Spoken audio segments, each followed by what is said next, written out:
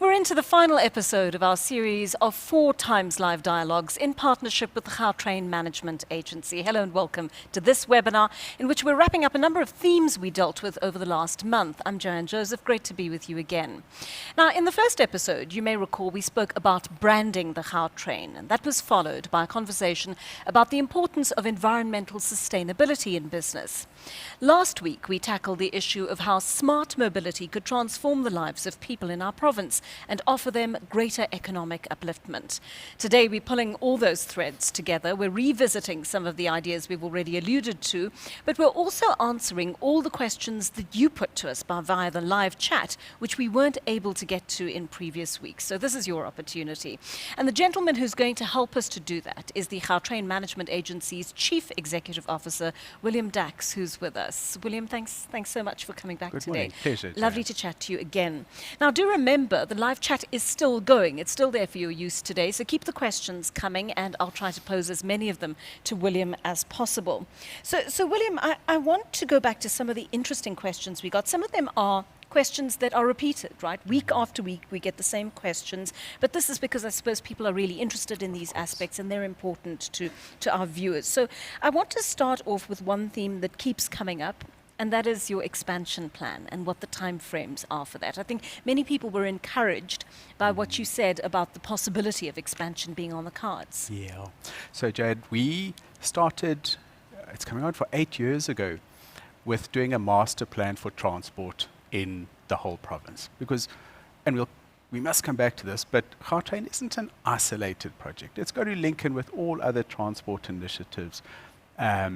The way cities grow, we've got to link into that. But we felt we needed a master plan.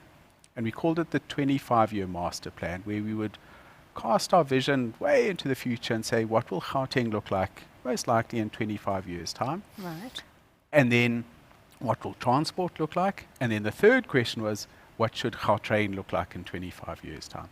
And out of that came some simple but strong statements. The first is that if we're going to make Gauteng sustainable, rail's got to be the backbone of public transport. We've got to be able to move a lot of people very quickly along corridors that aren't on roads. Right. It's a key point. So we came up with 5 phases of expansion. Definitely a multi-year program. I mean, I think realistically speaking, from the day that we lay the first extra bit of rail track to the last of 5 phases, I would say probably easily 30 years. So you're talking long-term one. Yeah. The question which everyone asks is, William, when will it start? Yes. Unfortunately, I don't have a clear answer on that. You know, we've got to go through a lot of approval processes. We've got to get sign-off on all our financing and funding models. But what we're doing in the meantime is we're getting land corridors in place, so that instead of just being a line on the map, people can know where the future Gautrain lines will be running, and we will be gazetting hopefully within the next few weeks phase 1, which would then run from Sandton to Randburg to Cosmos City and Little Falls, and then we'll be more than a line on the map. We'll have our first little bit of rights over lands, a major first step. And then it would be a number of years, I think, in terms of tendering processes, approval processes. But I'm really hopeful that within 5 or 6 years, we can be on the ground building. So that's your time frame. What is interesting to me is the location of these land corridors and your communication of them to the public, because I think many members of the public have seen the benefit to living in an area that's on a Gautrain route. Yes. There's a fair amount of social development and upliftment, isn't there, in the kind of corridors that you're building, or around the corridors you're building? Absolutely. Yeah. You know, and if we look at the Gautrain that as it exists now, we see the impact that station locations have. You know, so if we took a walk to Park Station or Sandton or Rosebank, we'll see that developers have built around there. So we have an enormous amount of interest in these station locations. What we've got to do is get the balance right between too much information. We would hate land speculation, people trying to buy properties where they think stations will go, and too little information where people say, where will this go? Yeah. That is why this gazetting of the phase 1 route is so important. There will then be maps in the public domain that put a wide corridor. I think it's 400 meters wide, but no one would be in the dark and say, I don't know where this is going to be. And that's incredibly important then, because anyone who lives in that Randburg, Sandton, Cosmo corridor can then plan their lives around this and say, okay, we don't know the exact date, but we know that this is now going to be a rail corridor. Right. Well, that's good to know. Another issue that keeps coming up, because load shedding, power cuts never seem to go away, and I think this is certainly going to be a feature of our lives in this country for a very long time. But people are talking about your backup plan in case of these power cuts. There have been some delays, and they want to know. I mean, it's a service that largely runs on time, so I think it's probably a shock to the system when you get there and due to a power cut, Gautrain is not running on time. Joanne, it is. It's very frustrating. But as you say, it's across the country. So we're part of that problem-solving mode. How do we deal with load shedding? It's part of life. The good news is that the train system always runs. So Eskom give us 2 feeds. Those who travel regularly on the system, by the way, here's a little technical thing, will notice somewhere between Midrand and Marlborough Station, there's a massive clunk as the pantograph switches from the one power system to the other. A lot of people have commented, oh, what's wrong? But it's actually just switching between the two Eskom feeds. So what happens then is if there's a break in the one feed, the other powers up the system. So our trains are okay. Our stations are a problem because we run standby generators. They burn a lot of diesel. It's not really conducive to green, green energy solutions. And it doesn't run the lifts and the escalators. So that's something we've got to deal with. We've got to look at green energy solutions at our stations. The problem which people complain about, and I think this is behind the question, so is even with everything that I've said, sometimes there are delays after load shedding. And that is actually very similar to what happens in our houses. I don't know if it's happened to you, Joanne, but the power comes on, and then your TV goes because there's been a little surge of power that comes through. And that has caused disruptions in the past. So we've spoken to our technical teams. We're looking at solutions in terms of can we put more surge protectors in there just to try and insulate from those types of problems going forward. But there definitely needs to be a sort of long-term plan there. I mean, we're talking about having to burn diesel. I mean, the prospect of the fuel price increasing to horrific levels has made everybody very tense. And I think one of our viewers made the statement that it just makes more sense to travel by train rather than car. And can I start with a confession? I drove here today. Yeah, so did I. We're both guilty. That's partly your fault because you haven't put a train station in my area. I'll take that on the chin. But I was close to running out of petrol, so I stopped at a petrol station and I put 1,000 rand of petrol. So first of all, it's the first time I've ever put 1,000 rand in my tank. Then that little gadget that tells you how many kilometers till you need to refill said I've got 400 kilometers to go. 2.50 rand in diesel every kilometer. It's not financially sustainable. So anyway, I had time. I was doing the sums. If I traveled by train, I probably would have saved about 40 rand in getting here on one trip. But I think more importantly, I probably would have saved about 3 kilograms of carbon dioxide emissions. So it really, really is important from a sustainability point of view that we, as Gautrain, but anyone in the rail industry, continues to deliver a reliable service so that people can switch from this very expensive, very harmful car mode into public transport. The numbers stack up. I think the environmental sustainability argument stacks up. We've just got to make sure that we're available to stack up in this argument as well. Another question was asked about Gautrain being an employer of choice. The question was, would you say Gautrain has that status? How do you attract and retain the best talent? And I thought that was an important question to pose to you, given that South Africans are very used to the worst types of people quite often being deployed into either government or public-private partnerships, you know, and this often holds companies back in terms of their progress, cadre deployment. And yet I haven't personally seen any reflection of that in terms of the individuals I've dealt with at Gautrain so far. Yes. Are you an employer of choice? We are. We got top employer status this year. That's international accreditation.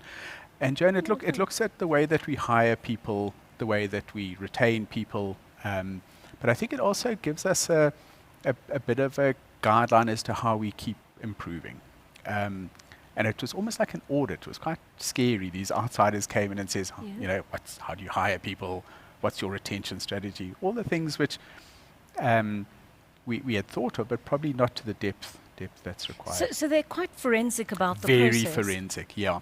And we've got a way of improving. But if I can just give you a little anecdote about on the people side of things. We decided as part of our diversification, just away from straight rail operations, to open up a licensing center. We're going to open 2 at stations. Right. Now, everyone I've spoken to, the experience at a licensing center is bad. They feel they're not treated well, there's lots of queuing. So we had a look at how we could improve this, and we hired, we teamed up with the RTMC, they're the people who look at this from a national point of view, but we hired the staff. And the feedback that we've got from the public is incredible. They feel welcomed. These youngsters go and greet them, guide them through the process. And as they walk out, we ask them for a comment and a rating. Just about everyone has given 5 out of 5. So the thing is, how do you change kind of what was a bad experience into a good experience? And it's people. People. Even when the computer systems go down, there's someone there to say, I'm sorry, ma'am, could you be patient? And explains the whole thing. So that's kind of the ethos that we really want to embed in the Gautrain environment. Yes. And of course in the GMA environment. And we'll keep working on that. Yeah. William, a good question about how you guard against theft and vandalism, especially of the rail network. and I think this is in view of all the vandalism we've seen all over the countries where rail networks have literally just been stripped. There's barely anything left at certain stations. Yeah. And first up, and I think we said it in the sustainability discussion, we are blessed. We've got 80 kilometers in an urban environment. You know, my heart goes out to the Transnet people who've got to look at thousands of kilometers in quite remote areas. So first up, we were lucky with our really concentrated network. But even having said that, it was a lot of work. Some quite basic security things like more patrols, putting in place security measures and identifying where the weak spots are in our system, which I'd rather not tell you where they are, just in case, and just making sure that there's a reinforced security arrangement there. And so far, that really has paid off. Touch wood, we haven't had too much cable theft in the last year. There's a question about, obviously Soweto is a huge focus for our audience. There are often questions about when you're moving the rail network there, or when you're extending it there. But this was a question that tackled it from an inverse point of view, or the converse point of view, saying instead of spending billions moving people to the north, why not invest billions in creating infrastructure in areas like Soweto? Yeah, and it's a very good question. I think the assumption behind it, though, is that government can somehow stimulate and grow what we typically call CBDs, your business districts. And I think government can do it to a certain extent, but not in the sense of saying that you don't need a transport solution, that you can build offices and retail where people live. Because if you think about that in the Gauteng context, it would be hundreds of little villages, towns, CBDs, yes. you know, without much connectivity between it. The reality is that the economic heart of the province is between Johannesburg CBD and Sandton. There's going to be additional, over time, areas that pop up. The Aerotropolis around OR Tambo is going to be a growth area, and certainly there'll be on the east and west Rand. But the real heart, and that's where people move to go and work every single day, is in that corridor there. Right. Pretoria up in the north with all of the government services, the universities, obviously as well. And we've got to be able to move people to and from those areas. Our modeling shows that in the next 25 years, those are still going to be the economic activity areas. And Soweto will grow, and Soweto definitely will have a lot of transport-orientated development, but not to the extent that one could just leave transport out of it and say, you'll work where you live. Yeah, fair enough. Does Gautrain publish an integrated report or a sustainability report, William? We do an annual integrated report. We're very proud of it. And just to explain to viewers who are not familiar with this, the concept of an integrated report. An integrated report is where you report on just more than your performance and your financial indicators. Right. It's where you report on triple bottom line. How have you impacted on the environment, for example? How have you impacted on society? What have you done broadly across all the areas which society needs improvement on? It took us about 5 years to get it right. We won an award for our integrated report last year. So it's something that we're very, very proud of. It's freely available on our website. And those viewers who are interested in governance and reporting, I think it would be an interesting case study of a public entity that reports in this integrated way. And I think it's interesting because you get a far more holistic picture when you look at the report of exactly what you do, aside from just running a train service. This was an interesting comment.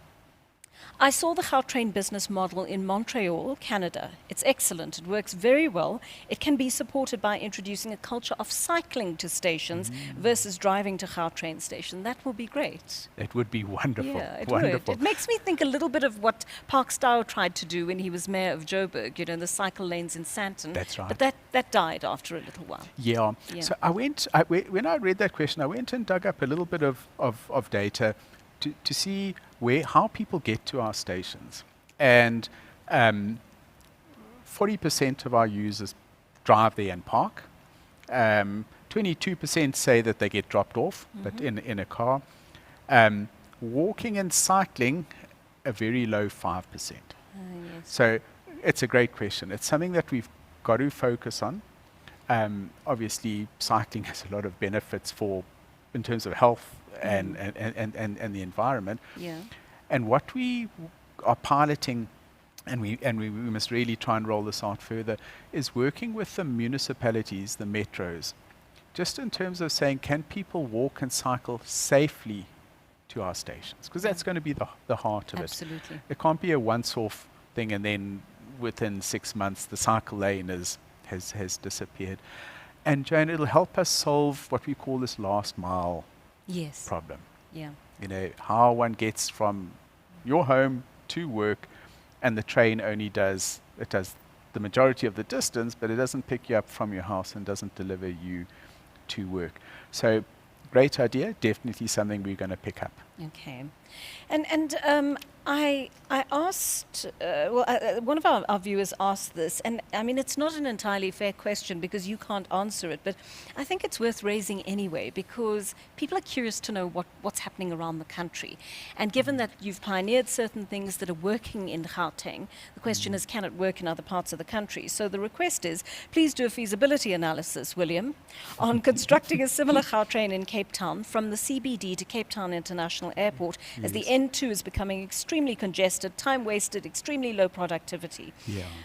So clearly there's a demand there, but it also, in my mind, linked to the updated rail policy, which I believe the Transport Minister's been looking at. Yes, great news in that regard. We haven't seen the full policy yet, but Cabinet announced, I think it was 3 days ago, that it had been passed and it's going to be gazetted. What the statement said is that, I think, two very important things.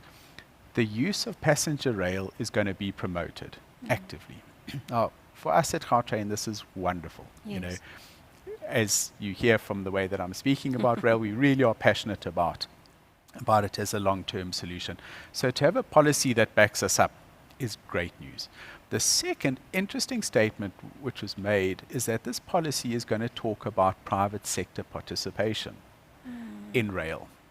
Now, as we stand at the moment, Gautrain is the only public-private partnership in the country, but I'd go so far as to say one of very few in Africa and the world. Right. So we think then that this shows that some of the lessons which we've learnt and continue to learn are now finding their way into policy, and that we can show a really good model of how government and the private sector can combine together and roll out rail systems. Yeah. Whether it's in Cape Town or Durban, I'd love to go and visit and do the feasibility study, but my sense would be that it would be as applicable to those cities as it is to us up here in Gauteng. Okay. So, I mean, I think that's a wonderful idea that, you've created a model here that actually could be replicated all over the country quite successfully.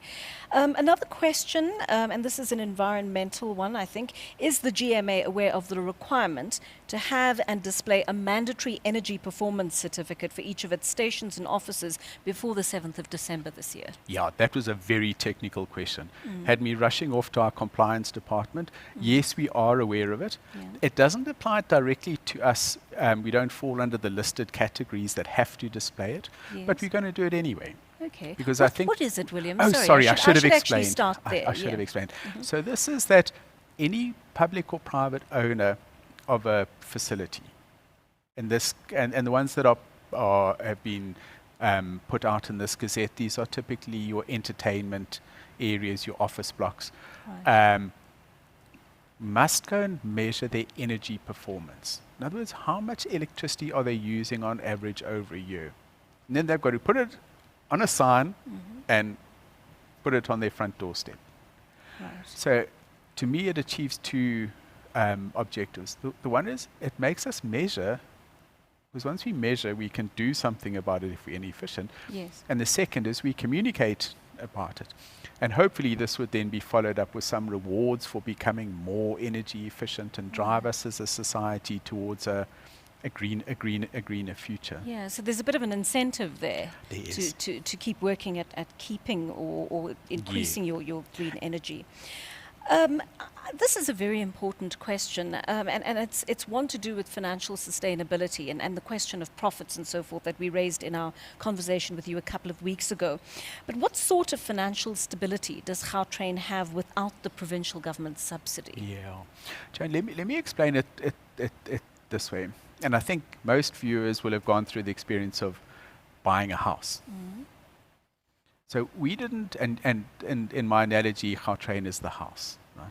But we didn't buy the house. We bought the plot and then we built the house. Right. And we said that we are going to pay off this asset that we've created in 15 years. We were hugely ambitious. So the moment that we did that, and the moment that we said we will charge fares to people who use the train that try and cover the operating costs, the moment those decisions were made, the provincial government came into play in terms of having to contribute to this. Now, this is something that is absolutely common around the world. We've done some research. There is only one rail system in the world that doesn't get provincial national government support, and that's in Hong Kong. And the reason they do that is because they own the stations and huge areas of land around the stations. They leverage a lot of money from the property side. Everyone else around the world needs that public support. What we do is we say, from that public support, we will generate economic benefits. In other words, that taxpayers as well as users get benefits from this wonderful asset, this house that we've built. Now, getting back to my analogy of the house is paid off in 2026. We're sweating the last months on paying, but everyone again is familiar with that idea of paying the bank that bond repayment. Mid 2026, the assets And Joanne, they're huge assets. We took them over, I think, about 33 billion rands worth of assets that we've put into this province. That's staggering. Those come back to the province. So we've created, I think, a fantastic public asset. We've paid for it as much as possible with user fees, but government support was and is essential to our sustainability. And what is that support worth? I mean, what sort of subsidy are you getting on an annual basis? So government initially in the capital contribution put some money in there. I think the province put in 11 billion and the national government put in 11 billion. Private sector probably put in about 4 billion rand. We, on an ongoing basis, pay. We hate the term. It's called a patronage guarantee, but it's basically the payment from us to our private partners for maintaining the system. That's varied.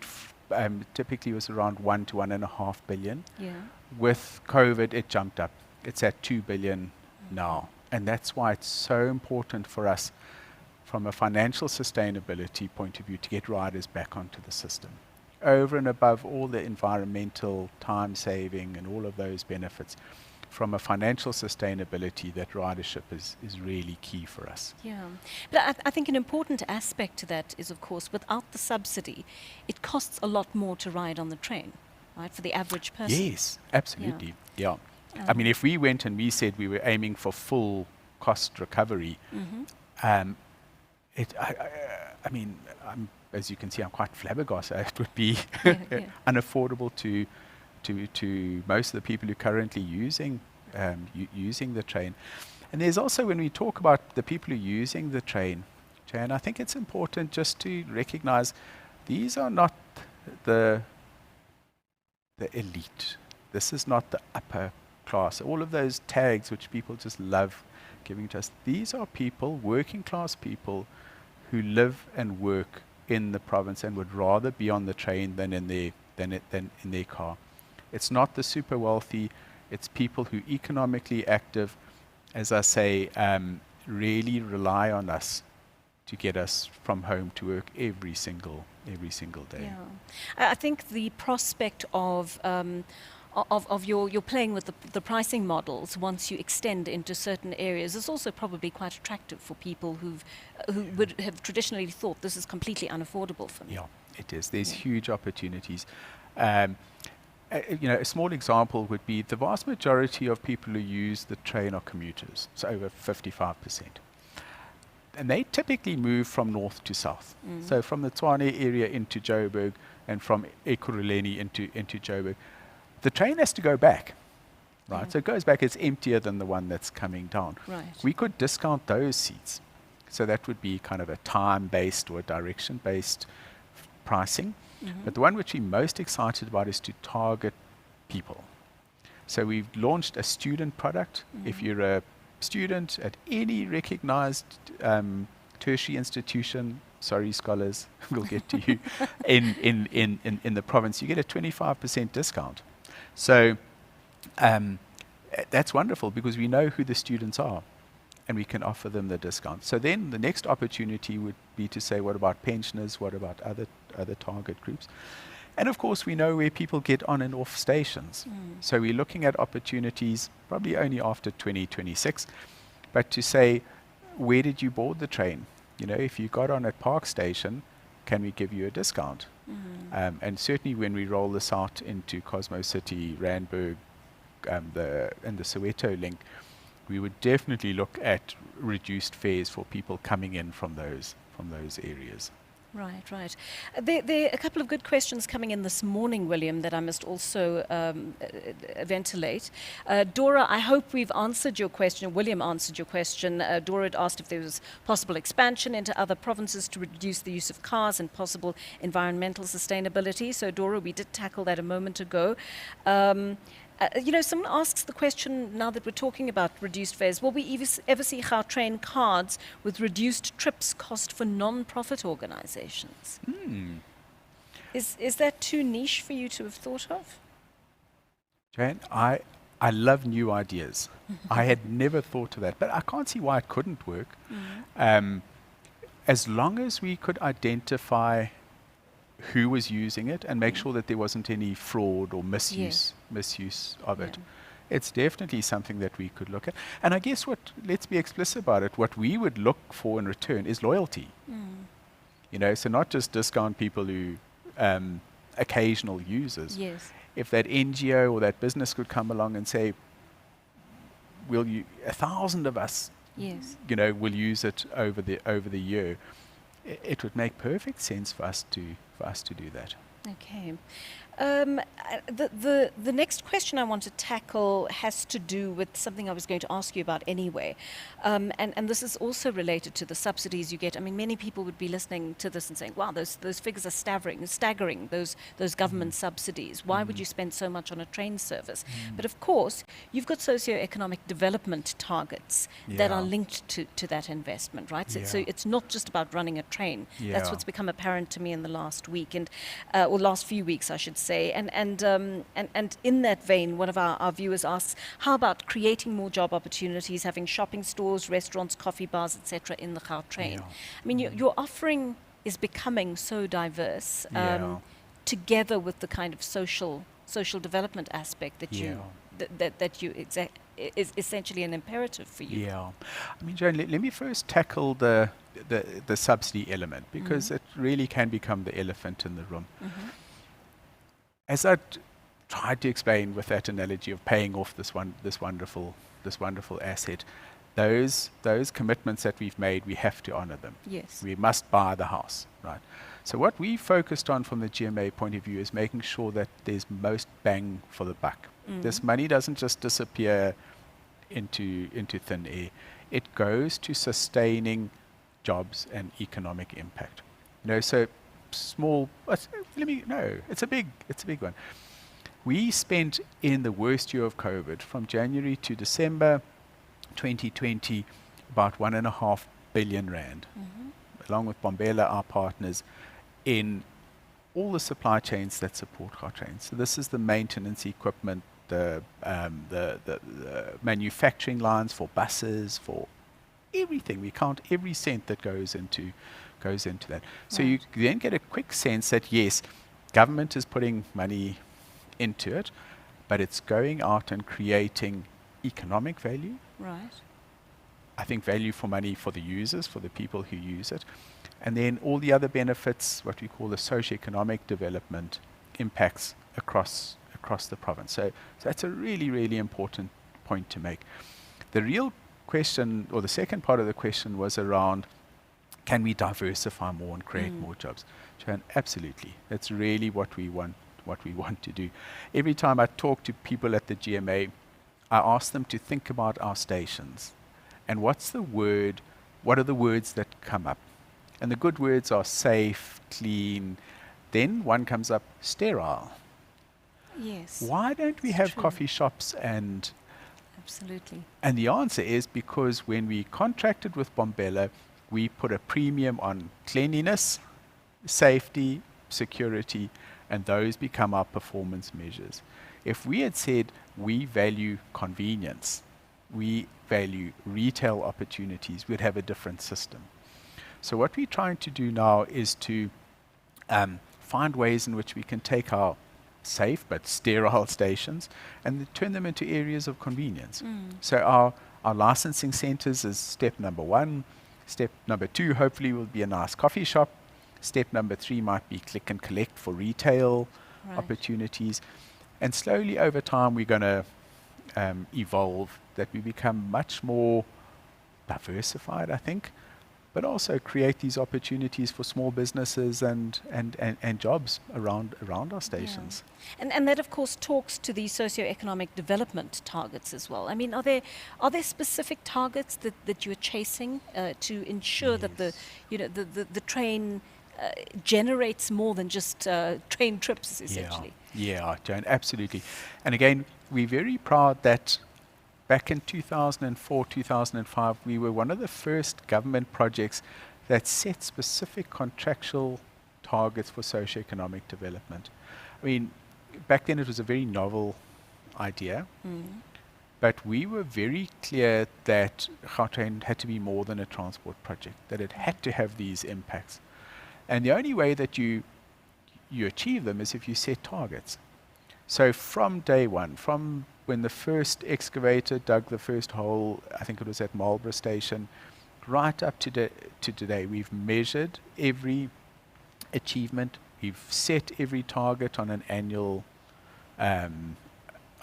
basis. In fact, I think we measure it quarterly, every few months, and then we hold ourselves to account to say, did we meet the target? And I'm happy to say that bar one or two really minor exceptions, every single target has been met and exceeded. Most important, though, is that the data that we collect is completely verifiable. We have a team of auditors who contractually obliged every quarter to come and measure each of these. So again, if you dive into our annual report, you'll find one of the first pages is these sets of achievements. Right. In terms of jobs created, so we know, for example, there's about 12,000 jobs that we support every year in this province. You know, there's the billions of rands which go into the supply chains, and then there's targets which may not sound as big and sexy as these large numbers, but it's about training people, giving job opportunities to young people, giving job opportunities to women, and then measuring the achievement of women in management positions. So it's kind of a universe of targets that we've created. Yeah, I'm interested in this aspect as well. I mean, you keep talking about it, about Gautrain as an economic development project, and I think we need to make that link between the relationship between an infrastructure development project like Gautrain and economic growth in the province. When you measure that, and you look at what you've achieved in terms of that, you know, has the spending on the infrastructure been worth it? Yeah, we believe it has. We believe it has.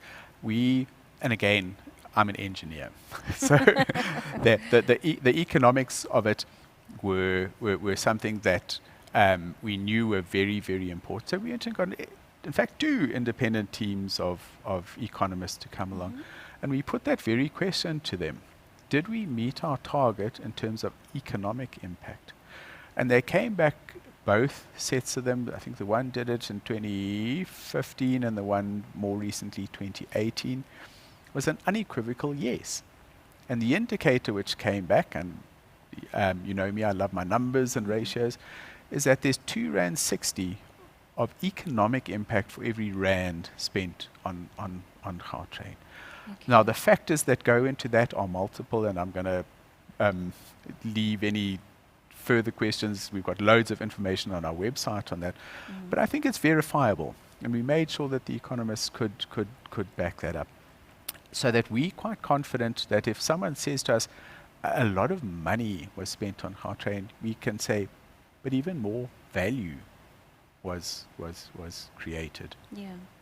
William, you've also got a Gautrain corporate social investment project on the go. That's something that's new to me. I didn't know about it. But what does it entail in terms of areas of focus, your beneficiaries, and so forth?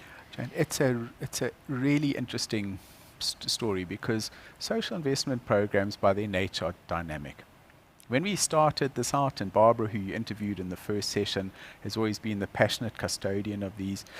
We started out, we weren't focused enough. I think we were doing projects spotted around the province. But under her leadership, quickly honed in on 2, maybe 3 critical areas. Number 1, communities. We spend a lot of time, effort, and money on supporting community initiatives, creches, for example, feeding schemes in communities around our stations. Some of the heartwarming stories which come back over the last 7 or 8 years is just what a difference we've made with relatively small amounts, but high impact. The second one was around in the education space. And we supported a great initiative run, strangely enough, by the University of Stellenbosch, although it's for Gauteng schools, which looks at science teaching in schools. Was wonderful getting the report back from the University of Stellenbosch to see how schools where they had used our money with tutors and equipment, the maths and science marks shot up. Wow. So directly attributable to our to our initiatives. The third one is where we're moving to now, which is around what can we do for spaces around our stations. So if you go to Marlborough Station, for example, and you have a look outside, there is land that can be used. So we want to support the city of Joburg and pick it up as our partner in this, to join with the community and say, can we clean that up? Can we turn the space around the Gautrain station into much more of a community area? Yeah. It's our first attempt at this, but I think if we can pull this off, it'll be a wonderful way of showing that Gautrain is more than just a train that runs through, that it can be outward facing to the communities there as well. I mean, that must be quite a fascinating project. It sounds like it's in its early stages. It is. But I think we're really quite devoid of those spaces in Johannesburg. I mean, I was chatting to a friend the other day who said, well, if you live in Durban or Cape Town and you're a little cash strapped, you make a few sandwiches and go to the beach, What you do in Gauteng is a very expensive province in which to find recreational activities. Yeah. And I mean, there also is the pride of ownership factor, and I think the moment that there is that sense of ownership of these spaces, you don't find litter, crime decreases. Yes. So there's massive benefits for everyone. Imagine if you could take kids to a park, there's jungle gyms and things like that, whereas before there was just barren ground. So let's see how this one goes. If it works, I think we'll have a great model to roll out. Yeah, I'm really interested to hear about the outcome of that. William, we've briefly also, in a previous episode, spoken about your partnerships with taxi associations. They just get so much bad press, but you've managed to develop a very symbiotic and mutually beneficial relationship. Could you just expand on that, and in particular your Gautrain minibus service as well? Yeah, Joanne, it is something which started out small. It was, I still remember, it was probably around 2011, maybe 2012, at our Marlborough station. And we made the decision we were not going to run Gautrain buses from the Marlborough station.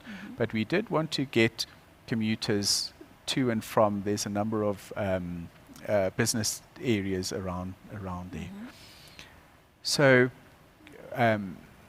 we were approached by the Alex Taxi Association, sorry, there's two, to say, can we partner on this? And yes, we can. So it's grown. It started out with one route with, I think, two minibus taxis, the classic 16-seaters. Yes. It's now serviced by, I'm going to say, at least 8 minibuses, 22-seaters, running 4 or 5 routes out of our Marlborough station. And these vehicles are owned, operated, everything by the taxi associations. All we do is we contract with them, and we promise them that we will allow them access. We'll give them all the schedules, etc., and we brand the vehicles. So if you go and have a look at them at Marlborough Station, they're smaller than, but otherwise undistinguishable from any other Gautrain brand that's running around. Joanne, I think they've run every single day that they were scheduled to, without a day lost to any cause. We've just signed an agreement with them to extend it for another few years. They've upgraded the fleet. I think there's new minibuses coming in because they just clocked up too many kilometers. So it became a great model. We've now rolled it out to Hatfield Station, Centurion Station, Rosebank. Hold thumbs. I signed off on one of them. Hopefully we can get that up and running quite soon. And it's a great model. These minibuses can go where our big buses can't. They're more efficient. Yeah. If you've only got 10 people, why put them in a 60-seater bus? Absolutely. We can then move our buses to the high-density routes. And we've created business opportunities for the taxi industry. So I think it's a great model. Yeah. If I can just add, Jan, that Next thing we want to do, and I must be careful not to make too many promises. We love these adventurous things. But what we're looking at is, at the moment, if you board one of these midi buses, you have to buy a paper ticket. Right. So we would love to put in each of those midi buses the same sort of tap and go automated fare product. Go cashless. Mm-hmm. And if we can do that right, then the possibilities of doing this as a pilot in the taxi industry really become exciting opportunities. Yeah. So that is something that we're going to be looking at very closely over the next few months. And presumably you'll be piloting that fairly soon. We'll pilot that, yeah. All right. I mean, I think that's wonderful because, of course, I mean, there's a lot less to worry about if you're not dealing with cash as frequently. I'm wondering because, you know, many people wonder about your relationship with the Gauteng provincial government, the Department of Roads and Transport in particular. They're not always popular with us as civilians, let's be honest, as we're driving along our severely potholed roads in Johannesburg. I mean, we wonder how it is that you are able to make your partnership with them work at times. Joanne, so let me start off. We are sisters of the Department of Roads and Transport. We have the same MEC is in charge of us and with the department. We have a great relationship with them. What we do is we make sure that we can assist them in whatever way is possible. We found, for example, we've been able to develop quite good project management systems. So you may have seen MEC Mamabolo making an announcement around something called a transport infrastructure house. Yes. We built that back office system for him, that he can monitor what's happening on every project. He's partnering with the CSR with a pothole app. So hopefully there'll be more dynamic responses to identification of potholes. That would be great. And we're assisting with the project management behind this. So I'm not worried at all about that relationship. I think it's strong, very strong. Okay. I mean, you've got a big project that you're running here with lots of tentacles, actually, if I can describe it that way. You know, my impression of Gautrain at the beginning was that it was a fairly straightforward project, but having explored all the various facets of it with you over the last few weeks, I mean, it is a multifaceted project and quite a, I suppose in many ways, quite a behemoth to manage. How do you measure the success of the Gautrain, whether it remains beneficial for the state and for society in the long term? Because I presume you've got to do that at intervals to ensure that you're on target with everything. Absolutely. And that's where we always take ourselves back to kind of the original intent behind the Gautrain. Way back early 2000s, those first feasibility studies, what must we achieve? And it's probably worth going back in our memories to the early 2000s. There was a fully functional metro rail system, and they were carrying, I think in Gauteng alone, 1 million passengers a day. Wow. Their problem was that they were running on historical routes that were built 100 years ago, and the cities had moved and evolved. So there was a high risk that the metro rail system could actually become too small. Didn't cover the areas where economic growth was happening. So the Gautrain was then saying not to replace metro rail or not to replace any other transport system, but to link those economic nodes, number one. So an economic transport project. Number two, and we've discussed this, is to have a very good social impact on society. And yes, we have to measure that. Number 3 and 4 and 5, there were a whole range of them. Some of them related to business access to the cities. When people land at OR Tambo, can we move them quickly and safely to conference centers or wherever they're doing? That excellent airport connectivity. And a whole range of other objectives which we put on. So we go back and we revisit them. A really interesting exercise over the last month is to say, what should we be like after this concession ends in 2026? So we went back to those objectives, and I was so pleased. The vast majority of them we've either fully achieved or partially achieved. All of them are still relevant. So I'm very proud to say the thinking, the design thinking that went into it in the beginning was solid. We created a project that delivered on those objectives. And we've got a fantastic asset which we can now fine-tune and say, okay, what do we want to maybe further enhance some of these? As to the measurement, as I'd said, every quarter we get this report coming through. What are we doing? What are we not? What are we not doing? So again, I think we've got a good example, a good case study of a large infrastructure project, well thought through, well designed, well implemented, and monitored. I'm interested to also hear how the goals have changed over the years, because of course you're essentially looking into a crystal ball when you set up a pioneering project of this nature. You don't know what the pitfalls, what all the pitfalls are likely to be. There are probably unintended consequences, and there are events like COVID and all sorts of other shifts in the world that South Africa is then influenced by or affected by. How often do you reassess those goals and say, actually, this sounded like a great plan 15 years ago. It's not going to work anymore. It needs tweaking, or it needs to be taken off the table and replaced by something else. And Joanne, you touch on a key constraint which we have. And it's good to talk about the constraints and the challenges as well.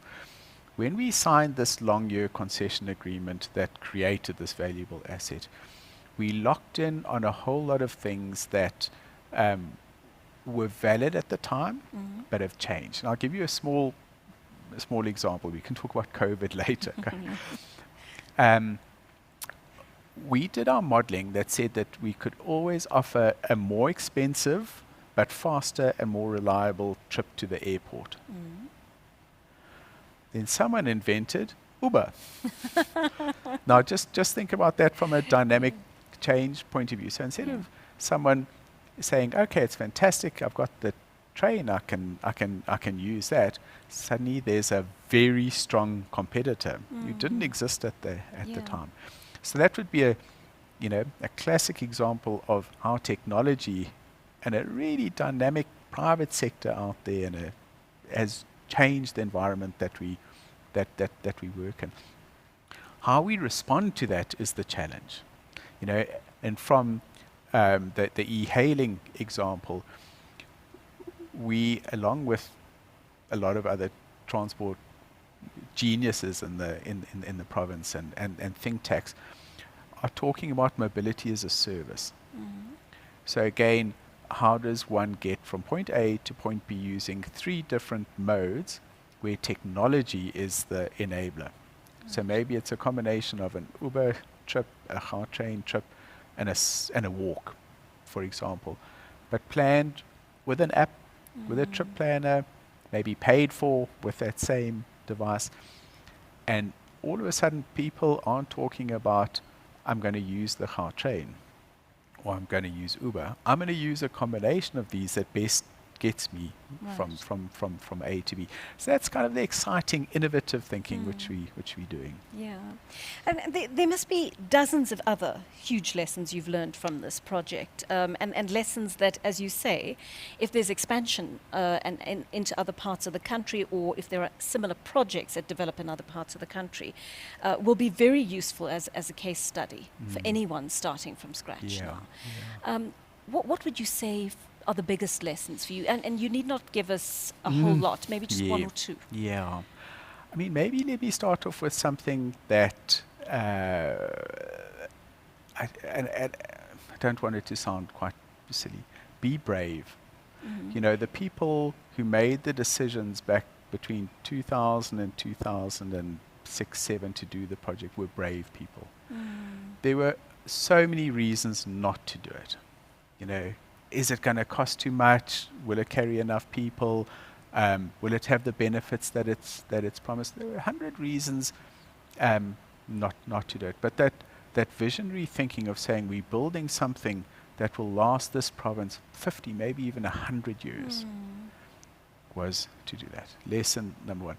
Lesson number 2, once you've been brave, be detailed.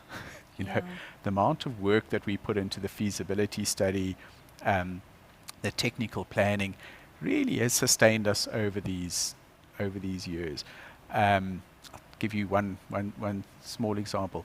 Can you imagine if in Centurion there was a sinkhole that just and part of the Gautrain disappeared? Yeah. The whole system would fail, right? You can't get from point A to point B. Yeah.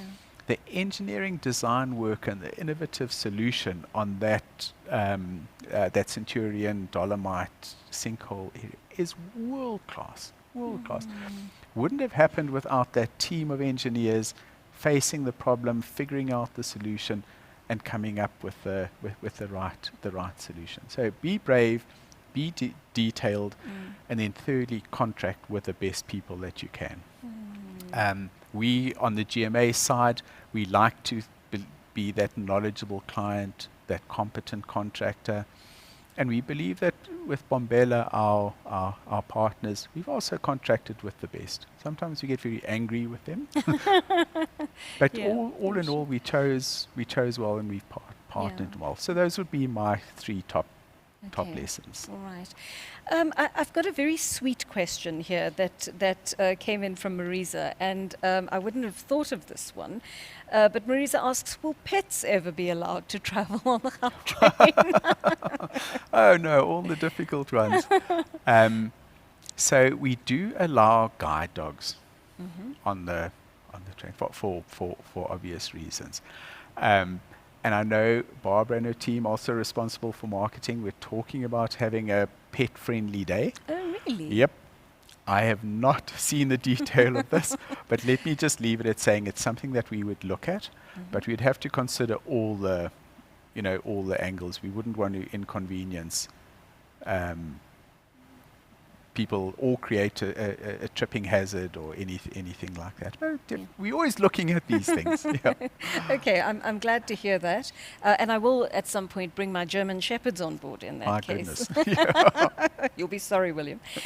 So I think that more or less brings us to the end of our conversation. But I'm just wondering, I'm going to give you a moment here just to, and I know you don't want to overpromise and oversell, but there is a message out there that I think can be, a message that can be put out there to prospective users of the Gautrain, whether they're scholars, tertiary students, business people, that part of the market that simply wants to get into their Hummers every day and still get on. Yeah. I think the situation in the country is changing, particularly with the petrol price, particularly with environmental constraints that will become more regulated in the next few years. Yeah. What is your message to people in regard to Gautrain and its role in this changing society? Yeah, Joanne, it's a really simple message. It's try the Gautrain. A lot of our attraction to our vehicles is just we've used them for so long.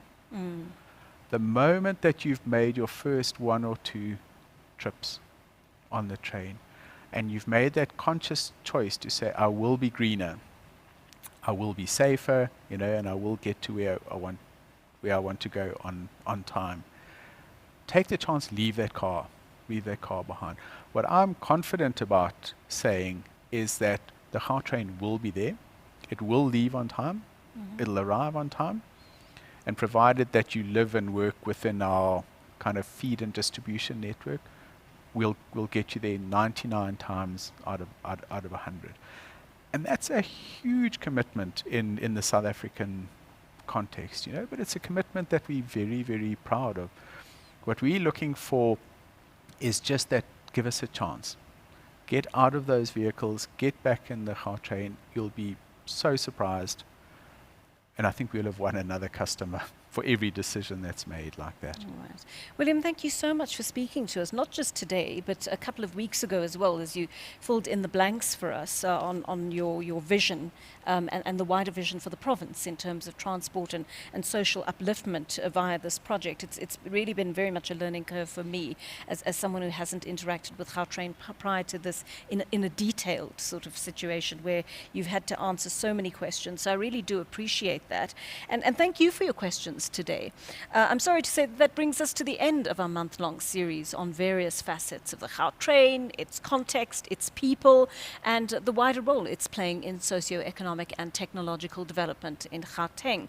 I want to thank you for joining us for this session, also for our series of discussions. We've had some regulars over the last month, and it's been wonderful to see how your insight into this project has grown. I hope you've enjoyed these discussions. I hope they've given you more insight into an aspect of transport that is a lot more complex than you may have initially thought. I want to say thank you to the Gautrain Management Agency and TimesLive for making this discussion possible through their partnership, and a special thank you to our guest, CEO of the GMA, William Dachs. Thank you so much for your insights, William. That is a wrap from me, Joanne Joseph. Take care. Bye-bye.